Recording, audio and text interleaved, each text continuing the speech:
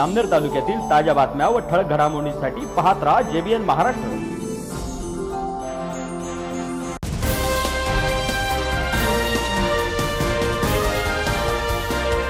नमस्कार, मी मिनल चौधरी। पाहूया काही ठळक वृत्त। खासदार उन्मेष पाटील यांच्या अध्यक्षतेखाली गिरणा खोऱ्यातील शेतकऱ्यांनी तहसीलदारांना निवेदन देत येत्या 13 एप्रिलपासून गिरणा बचाव आंदोलन सुरू करण्याचा निर्णय घेतला आहे। गेल्या अनेक वर्षांपासून गिरणा खोऱ्यात मोठ्या प्रमाणात अवैध वाळू उपसा आणि तस्करी सुरू असल्याचा गंभीर आरोप स्थानिक शेतकरी तसेच खासदार उन्मेष पाटील यांनी केलाय। या बेकायदेशीर प्रकारामुळे पर्यावरणाचा मोठ्या प्रमाणात ऱ्हास होत असून पिण्याच्या पाणी तसेच शेतकऱ्यांच्या पाण्यावरही गंभीर परिणाम होत असल्याची भावना यावेळी व्यक्त करण्यात आली आहे। अलीकडेच घडलेल्या एका दुर्दैवी घटनेत वाळू वाहतूक करणाऱ्या डंपरखाली एका निष्पाप बालिकेचा मृत्यू झाल्याची परिसरात संतापजनक लाट उसळलेली आहे। या प्रकरणात संबंधित वाहनाचे पुरावे नष्ट करण्याचा तसेच क्रमांक बदलण्याचा प्रयत्न झाल्याचाही आरोप त्यांनी यावेळी केलाय। शेतकरी व स्थानिक नागरिकांनी महसूल, पोलीस आणि RTO प्रशासनावरही गंभीर आरोप करत या बेकायदेशीर तस्करीकडे दुर्लक्ष होत असल्याचे म्हटले।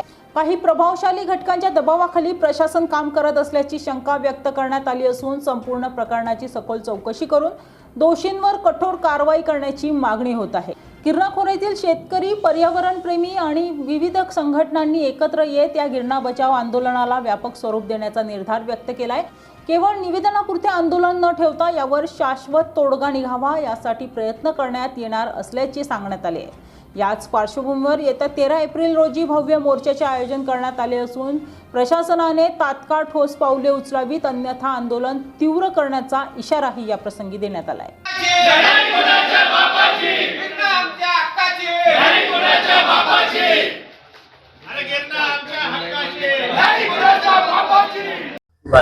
चाळीसगाव तालुक्यातल्या गेल्या अनेक महिन्यापासून नवे तर वर्षांपासून गिरणा आणि इतर खोऱ्यातलं वाळू आणि गौण खनिज बेसुमार बेकायदेशीर तस्करी केल्या जाते, उत्खनन केलं जाते आणि महसूल, राज्यकर्ते यांचं एक नेक्सस आपण ज्याला म्हणू ते तालुक्याला लुटण्याचं त्या ठिकाणी घाट त्या ठिकाणी घातलाय असं त्या चित्र त्या ठिकाणी तयार होतंय।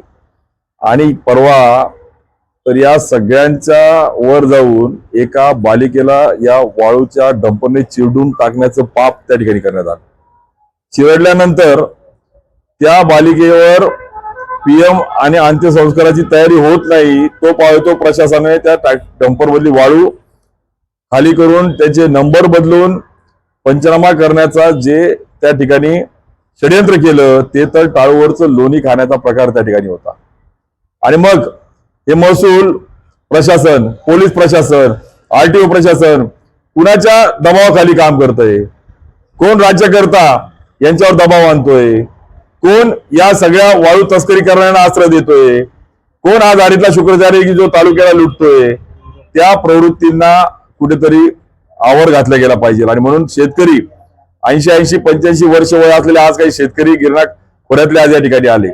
आणि म्हणून या गिरणा खोऱ्यातल्या केवळ गिरणा काठचे नाही तर पिण्याच्या पाण्याचा असेल, शेतीच्या पाण्याचा असेल व वाळूच्या उत्खननामुळे आमचं भवितव्य त्या ठिकाणी पूर्णपणे अंधारात जात आहे। ही जाण त्या सगळ्यांना असल्यामुळे आम्ही ठरवलंय की केवळ निवेदन देऊन फोटोपुरतं आंदोलन नकोय, तर शाश्वत याला पर्याय करता येईल का, याच्यावर कार्यवाही ठोसपणे करता येईल का, मोक्यासारखे कलम लावून त्या ठिकाणी यांना पायबंद करता येईल का, यासाठी गिरणा बचाव आंदोलन आम्ही सर्व गिरणा खोऱ्यातले शेतकरी, मग गिरण्याचं पाणी पिणाऱ्या तालुक्यातले शेतकरी, शेतीचं पाणी वापरणारे शेतकरी, पर्यावरण प्रेमी असतील, या सगळ्या समविचारी संस्था, संघटना, पक्ष एकत्र येऊन गिरणा बचाव या ठिकाणी आंदोलन आम्ही सुरू करतोय। 13 तारखेला भव्य मोर्चाचं आयोजन करून या सगळ्या संबंधित व्यवस्थेला आणि प्रशासनाला जाब विचारण्यासाठी आम्ही एकत्र येतोय।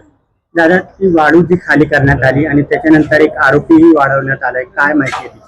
काल ज्या वेळेस आम्ही रईपुरी गाव, ज्या गावातली बालिका चिरडल्या गेली, ज्या वेळेस सांत्वनपर भेट दिली त्यावेळेस लक्षामध्ये आलं की फोटो व्हिडिओ मध्ये डंपरचा नंबर वेगळा आहे आणि पंचनामा करत असलेल्या त्या प्रशासनाच्या कागदावरचा नंबर वेगळा आहे।